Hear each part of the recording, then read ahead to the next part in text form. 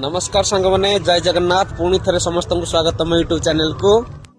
आज समस्त एक सुंदर कथाटे नहीं आसी आशा करे समस्त को बहुत भल लगे विश्वास को लेकर कथाटी आपण मैंने थे कथाटी शुणु समस्त को बहुत भल लगे।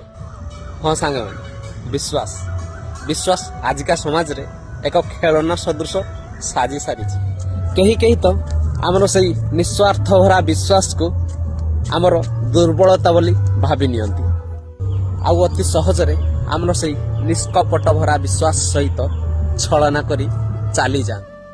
तेणु सांग माने समस्त को विश्वास करने पूर्व सेमानंकर चरित्र को पढ़िवा शिखंतु कारण मिठा मिठा कथा कहूथिबा प्रत्येक व्यक्ति आपणकर शुभेच्छु नुहंती।